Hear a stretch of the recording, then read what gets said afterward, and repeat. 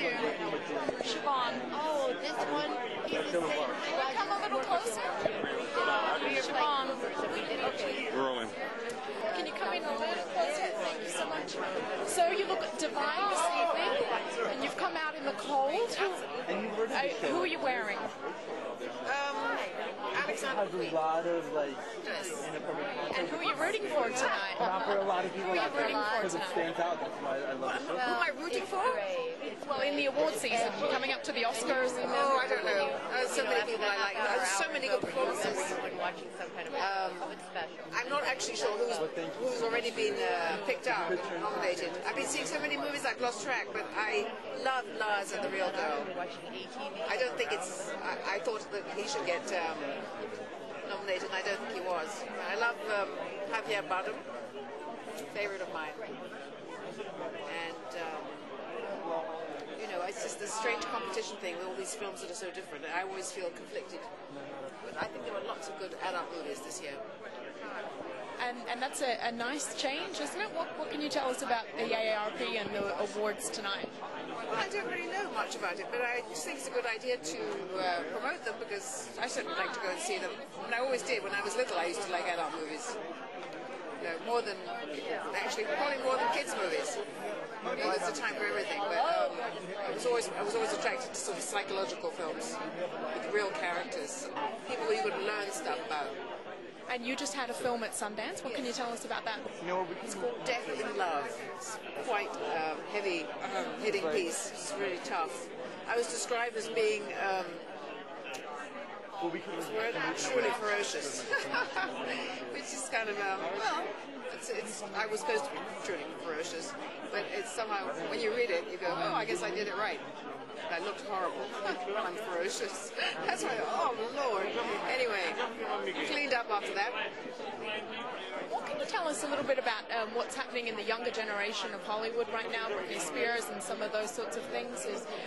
How do you feel about it compared to you know, what was happening a little while ago?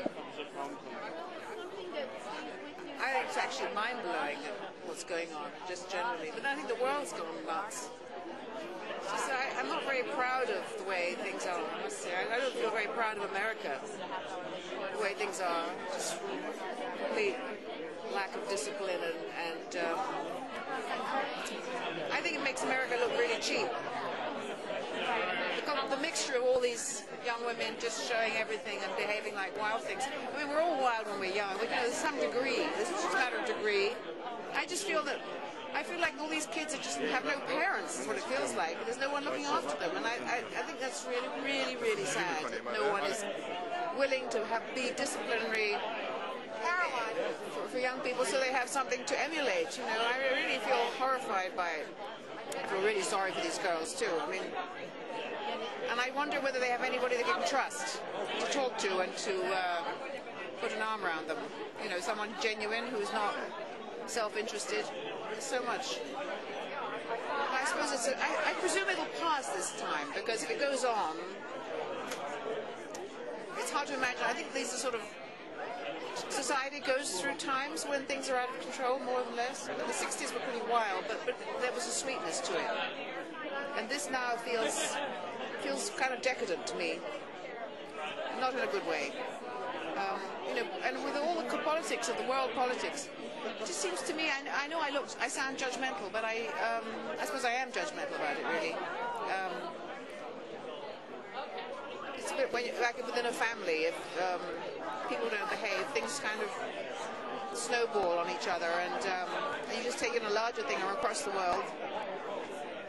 There's a lot of countries looking at America who have lost respect. So I just think that's really sad, because it's a great country, this country.